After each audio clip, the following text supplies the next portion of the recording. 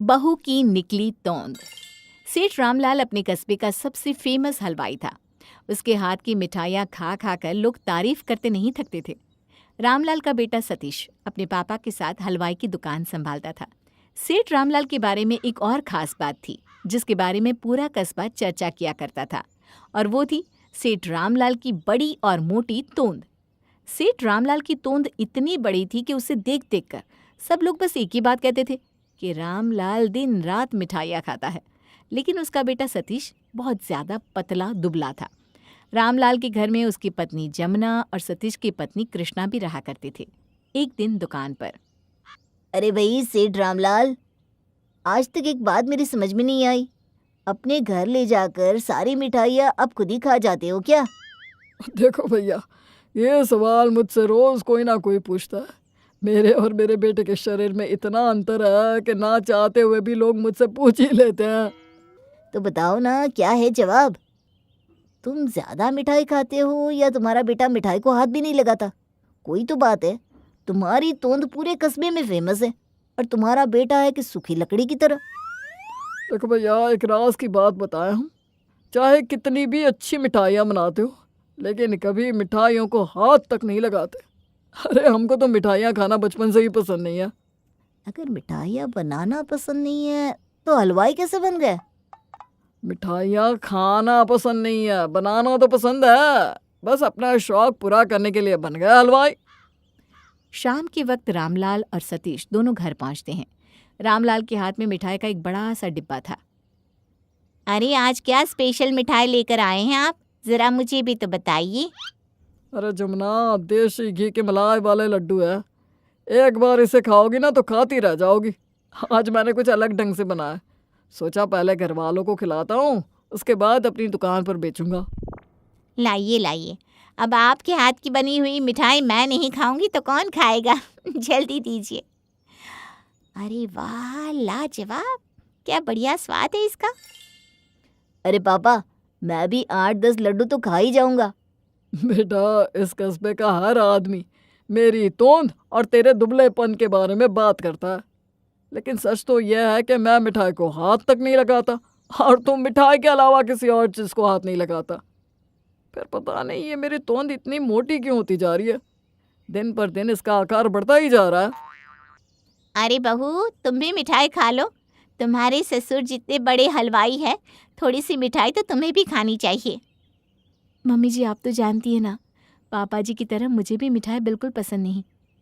मिठाई खाना तो दूर, मैं मिठाई की तरफ देख भी नहीं सकती। और वैसे भी मुझे लगता है मिठाई खाने से मेरा वज़न बढ़ जाएगा, इसलिए मैं तो मिठाई बिल्कुल नहीं खाऊंगी। आजा सतीश बेटा, इस घर में अगर कोई मिठाई खाने का शौकीन है तो वो तुम और मैं हूँ। लेकिन हम दोनों की सेहत देखकर कोई कह नहीं सकता कि हम इतने बड़े मिठाईबाज हैं।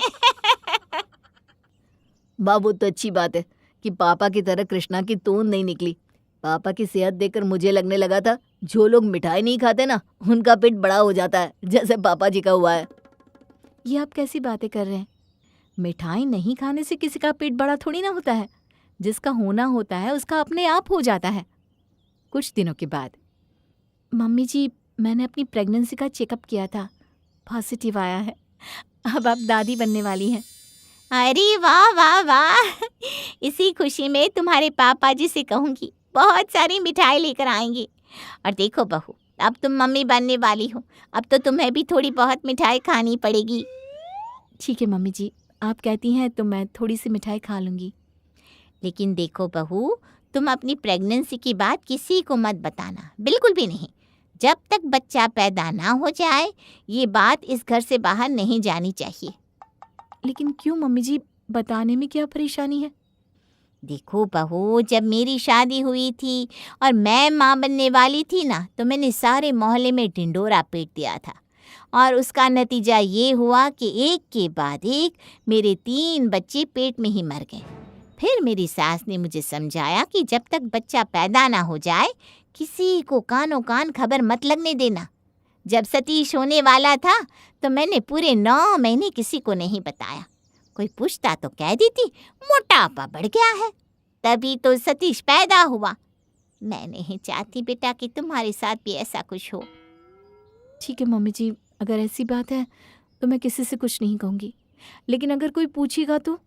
अरे तो तुम भी कह देना कि बस ऐसे ही वजन बढ़ गया है, पता नहीं क्या हो गया, मिठाई ज्यादा खा ली या ऐसा कुछ भी। और इस तरह से जमुना अपनी बहू कृष्णा को उसकी प्रेगनेंसी की खबर किसी को भी बताने से मना कर देती है। प्रेग्नेंट होने की वजह से धीरे धीरे कृष्णा का वजन बढ़ने लगता है और 8वां महीना आते आते उसका पेट अच्छा खासा बाहर निकल आता है। एक दिन जब कृष्णा अपने घर के बाहर खड़ी थी तो मोहल्ले की औरतें उसे देखकर बातें करने लगी। अरे ये जमुना की बहू तो इतनी पतली दुबली थी, देखो तो कैसी गोल मटोल हो गई है। लगता है अपने ससुर जी की दुकान पर बैठकर दिन रात मिठाइयाँ खाती है। अरे लेकिन ये भी तो हो सकता है ना कि ये पेट से हो। अरे नहीं नहीं, ऐसी कोई बात नहीं है। अरे मैंने जमुना से कितनी बार पूछा, तुम्हारे घर कोई खुशखबरी है क्या, बहू पेट से है क्या, लेकिन उसने तो साफ साफ मना कर दिया। हाँ, वैसे बात तो तुम्हारी सही है। मैंने भी एक दिन सतीश से पूछा था, कृष्णा माँ बनने वाली है क्या? उसका पेट देखकर तो ऐसा ही लगता है, तो उसने भी मुझे मना कर दिया। अरे माँ नहीं बनने वाली, इसका भी अपने ससुर की तरह पेट निकल आया है, तोंद निकल आई है तोंद। अगर माँ बनने वाली होती तो इतनी खुशी की बात हमसे क्यों छुपाती। हाँ बहन, वैसे बात तो तुम्हारी सही है। देखते ही देखते कृष्णा के तोंद निकल आने वाली बात पूरे कस्बे में फैल गई। जिसे देखो एक ही बात करता, रामलाल की बहू की भी रामलाल की तरह तोंद निकल आई है। एक दिन कृष्णा कुछ काम से अपने ससुर जी की दुकान पर गई। वहां पर उसे अपने ही मोहल्ले की औरतें मिठाई खरीदते हुए मिल गई। अरे क्या बात है कृष्णा, तू तो ठीक से चल भी नहीं पा रही है, इतनी मिठाई क्यों खाती है? मिठाई? अरे नहीं नहीं, मैं तो मिठाई को हाथ भी नहीं लगाती। तुम्हारे हलवाई ससुर जी भी यही कहते हैं कि वो मिठाई को हाथ नहीं लगाते। लगता है इनके घर वालों के साथ कुछ अनोखी ही बात है। जो मिठाई को हाथ नहीं लगाता उसकी तोंद निकल आती है, और जो भर भर के मिठाई खाता है वो पतला दुबला रहता है, जैसे कि सतीश और जमुना।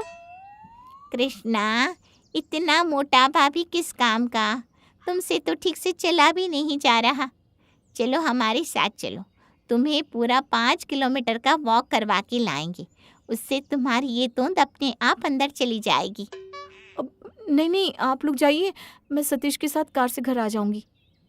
मैंने कहा ना, अब इसकी तोंद इतनी निकल आई है कि इससे चला भी नहीं जाता। और इस तरह से सब जगह लोग रामलाल और उसकी बहू कृष्णा की मोटी तोंद के बारे में बात करने लगे। कुछ दिनों के बाद कृष्णा को एक बेटा हुआ। जैसे ही लोगों को पता चला कि रामलाल की बहू को बच्चा हुआ है तो सबको पता चल गया कि बहू की तोंद नहीं निकली थी, बल्कि वो प्रेग्नेंट थी। अब लोगों ने इस बारे में बात करना बंद कर दिया।